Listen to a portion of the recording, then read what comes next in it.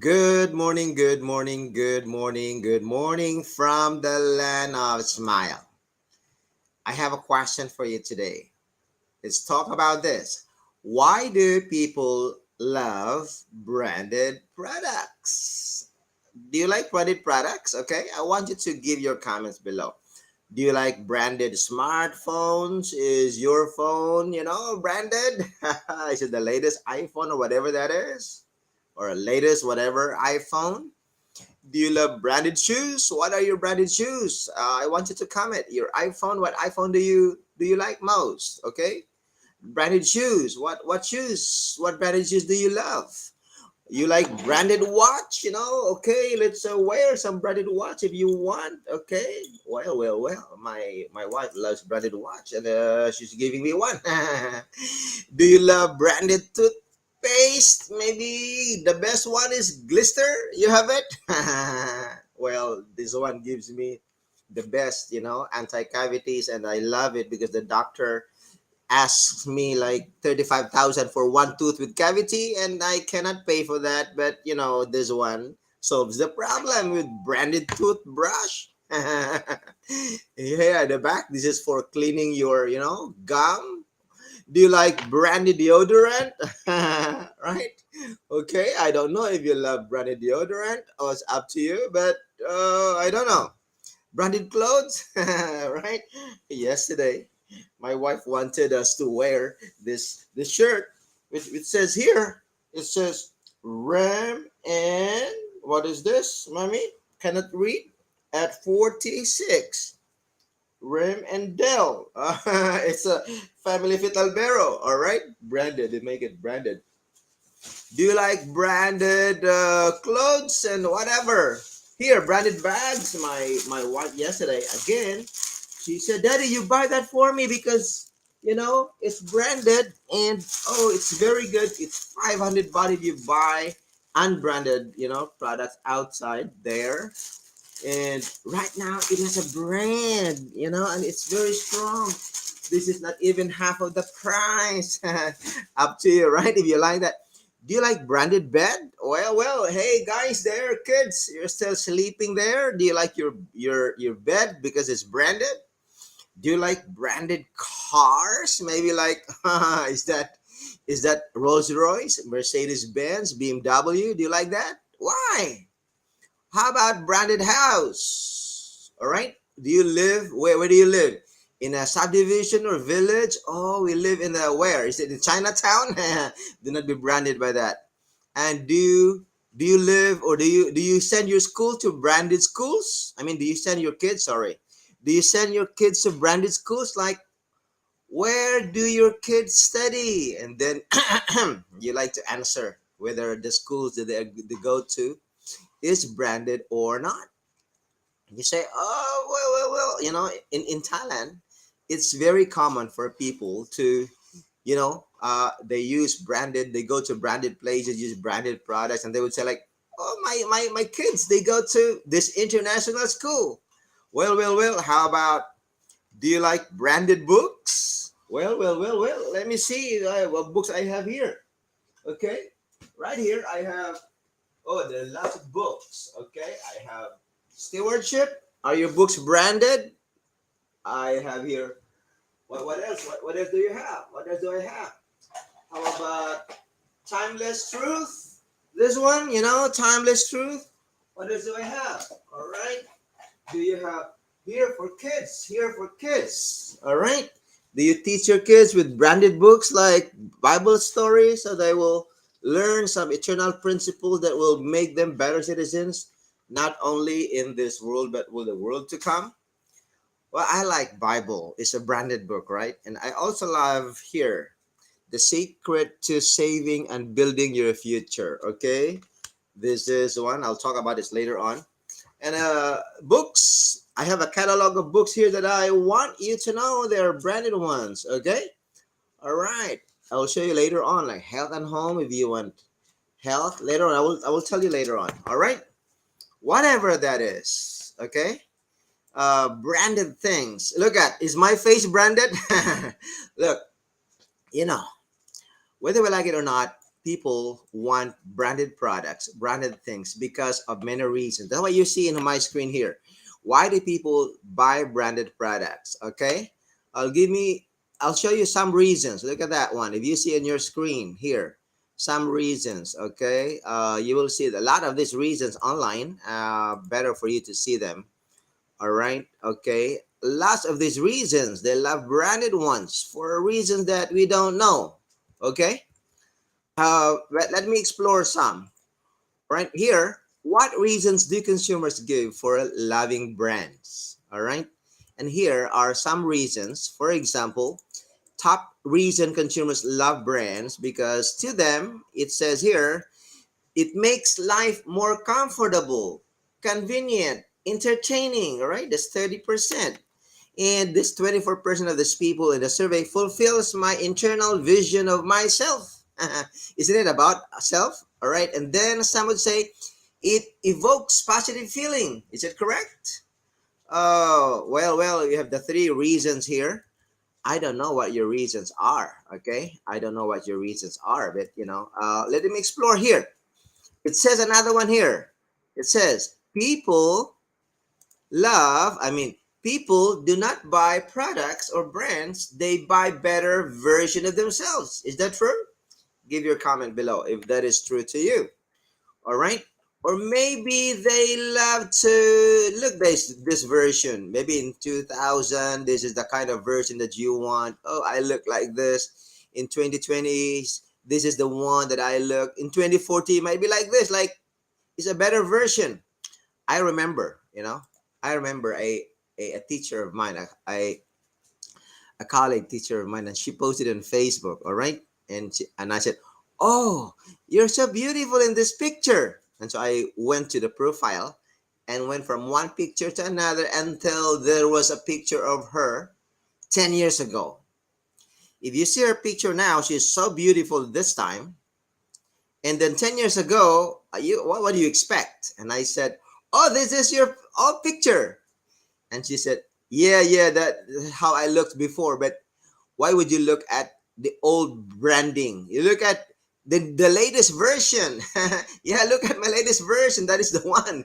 The latest version is more beautiful than 10 years ago. Look, yeah, this is good. Well, we like to do that, right? We want to do that. Look, people here, they have reasons. Okay, for example, they have reasons why people want branding here. Example, consumers who want to purchase products that comfort, happiness, and fulfillment in their lives. Branding enables a customer or create a persona that the brand and its product is trustworthy. All right, we have a lot of reasons in here. Whatever your reasons are, it's up to you. It can be like a sense of accomplishment, like, oh, I have accomplished this one. And whatever reasons, you just like to be identified, like it makes me a better person, it feels good. All right, here's a report right here. 83% of millennials want brands to align with them on values. It talks about value system, values. It means, what are your values? What is valuable to you? It means they like branded products, or they choose certain kind of brands. It's because of their values. They do not know, maybe unknowingly, that it's about values, like what they value. What do you value? Do you value watch? Do you value toothpaste? Do you value the material things? Do you value, okay? Now I teach my kids to value things of eternal, value, like this one. I teach them to value things that will prepare their future, not just financially, but I teach them to value Bible stories because they're things of eternal value, all right? And I want you to understand this. Why is that? Look, it says here in the text. I'll show you on screen, all right? I hope this is big enough. Things, here it says, set your minds on things. Let me make it big. That are, okay, above, not on things that are upon the earth. Okay? Now, if you're going to understand that from the context, you'll understand that Paul is not talking about bags, watches. He's not talking, if you look at the context, verses 5, 6, 7, 8. Okay, we would rather, Colossians. We would rather explore that chapter 3, verses 1 to 10. All right. So we will understand what it means by that rather than me doing the talking. And you might say, oh, Rolly, you're making it up. All right. No, I'm not making it up. When Paul said about value of things above, he was talking about things which are important to God. Like, okay, here, that is verse 3, right? Set your minds on things above, not on earthly things. What earthly things is he talking about? Paul was not talking about, watch or cars. No, no, he's not talking about that. Houses. No, no, no, no, no. Here, he was talking about here, verse 5, put to death whatever belongs to your earthly nature. Sexual immorality, impurity, lust, evil desires, greed, idolatry. Okay, because these, what are these? The things he talk about, things on the earth. All right, the earthly things. The wrath of God is coming. It means do not value these, sexual things. I mean, the sinfulness, because God hates them. All right. But now, verse 8, you must also rid yourself of all such things as anger, rage, malice, slander, filthy language from your lips. And then it says in verse 9, do not lie to each other since you, okay. So this is what he meant by valuing, not valuing of things on the earth. But he wants us to value of things which are up above, this righteousness, all right? Oh, here it says in verse 12, therefore, a Christ chosen people, holy, dearly beloved, clothe yourselves with compassion, kindness, humility, gentleness, and patience. Bear each other with each other and forgive one another. All right. Okay. And then, and over all these virtues, I would say, put on love, which binds them and all together in perfect unity. Friends, those are the things that are valuable, not on things below, not on the, Paul is not talking about material things. He's talking about righteous things in heaven that God really values. All right. Now, I don't know what values to you, but our choice of things right now are representative of the values. And I told my kids many times that, do not look at things around and see what excites you, but actually see the value behind them. Why do you choose that? I am not more into things, things like, oh, is it iPhone or whatever that one. I am more into, why do you choose it? What is your value? Now, for them, at the age like about 16 and 8, my son is turning 17. My daughter is turning like about 15. So we give them chances and we educate them what are things to be valued. If you want things of eternal value, all right, teach them the value of storytelling, Bible story. They give them the stories. They give them, good values, character building to become better kids. And I oftentimes, this is not to brag, I oftentimes hear people, oh, I love your kids. They're very active in the church, a leader of young people, these ones. And then the next question is, which school do they go to? I'm about to say there's a school right there, a Thai school.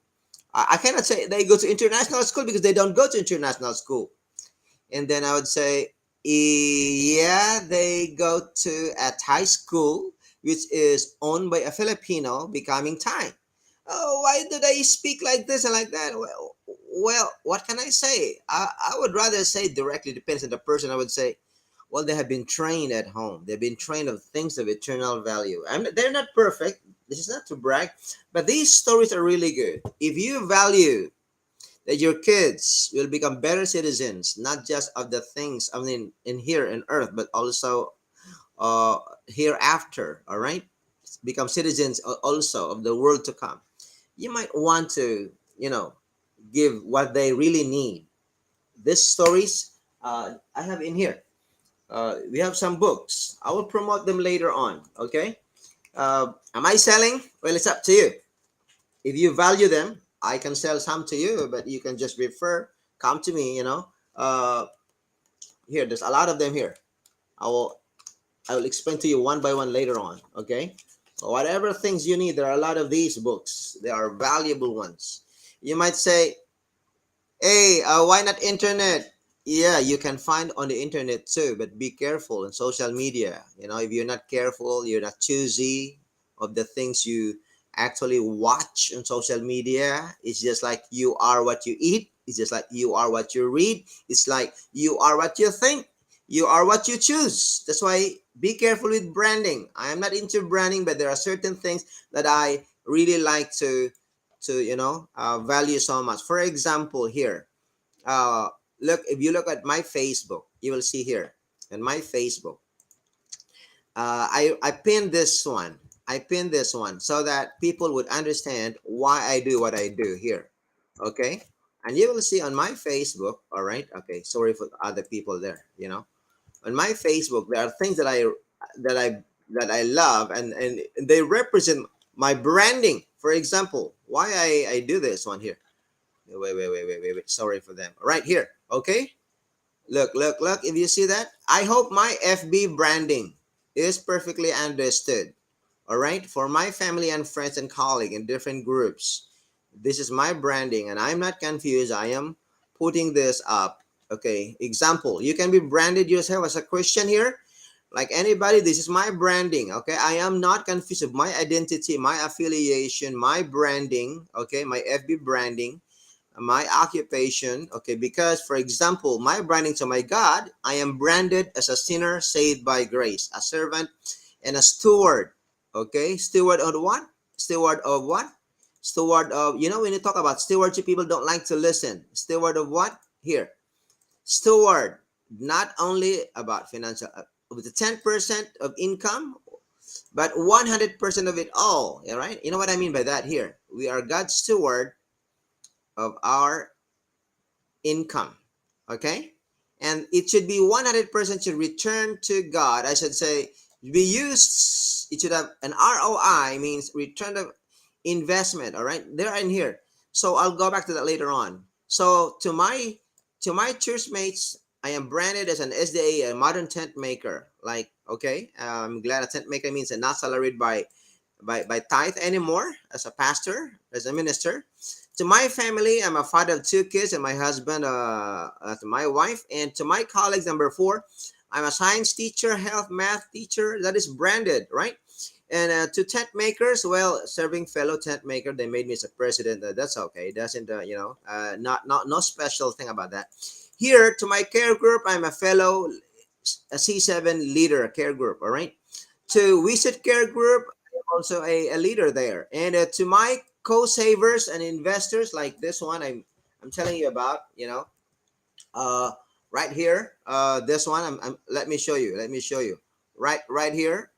Okay. This one, I am a fellow saver, but saver, an investor. But this one is also good. If you want to know more about this, 20% of your income should be uh, applied to this one, based on the principle of this one.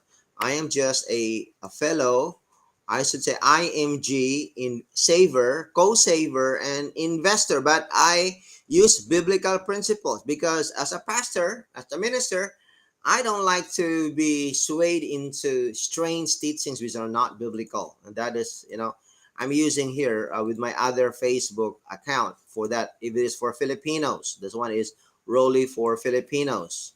All right. So I would like to go, visit you there if you're interested in that one. Okay. But to my business colleagues, all right, and I am also an into one leader practicing stewardship. That is the one that I'm talking about. That 70% of your income should return some cash flow. Why is that? Well, God commands us in Genesis, in Exodus 20 verse 9. 6 days you are to work. That is earning work. And so if we understand this very well, it should be understood this way. All right. I want you to understand this. Prepare for your future, friends. If you want to be branded for whatever branding you want, 100% of the income is given by God. It's not our money. It should return at least tithes and offerings, and then 20% of that should be for saving, healthcare, insurances, or income protection investments. If in case you die now, then your family will not cry 2 times, dying, crying first for you being gone, or second, they will cry for the second time because, oh, maybe you leave them some big debt or whatever, or some liabilities. No, we prepare for that for the future. And if you have HMO this time, HMO, health management, organization, it's good. It can help you with the work. You will have that one, but then when you retire or you're fired, you don't have any more health care, no more HMO. What will be your health care, after you retire? No more. I have seen a lot of pastors. They thought that their retirement is enough, actually not enough. And they ended really, I'm not against pastors. I'm not against anybody. I would just want to prepare. I want us to prepare because it's biblical. Preparation is very, very important. What if you live too long? If you live too long, like 90, 100, what kind of health care do you have? Do you expect your kids, do you expect other people to take care of you? No, no, no, no, no, no. We have to prepare. But if we don't prepare, it's so clear. In Psalms, I think 1 verse 23, like 32. Yeah. uh, if we don't prepare, it's in the Message Bible. Complacency is murder. It's killing us. So we have to prepare for the future, especially if you are into prophecy. You prepare for the future. You prepare for the Sunday law. Prepare for Christ coming. If you look at the lesson right now from the book of Revelation and even from the book of Daniel, we are now living in the antitypical day of atonement. It's not a one-day event. It's a period. Let us prepare. Missionaries, let us prepare, okay? To use everything we have. But the greatest resource that we have is God, the Holy Spirit. Prepare, prepare, prepare. Early in the morning, I have been telling people and I have been encouraging, pray with us. Jesus' example in Mark 1:35, long before daylight, 5 a.m. is already late. Come with us. It's already late, all right? And so, today, I have a lot of things to do. The last day today for a vacation, and here we go to the beach. All right, we had our breakfast, and Marisa has just cooked already, and the kids are still sleeping. We are encouraged is one, and there's a heat of the sun right now. It's good, Let us prepare. I don't know what things valuable to you, but if you love branding, I want you to value things of eternal value. All right, do not value things of earthly values, things which are, like, according to Paul in Colossians, sinfulness. These are things below, and righteousness, things above. That was what Paul is saying. He's not talking about material things or spiritual things. He's talking about it's against righteousness and wickedness. Okay? Well, see you.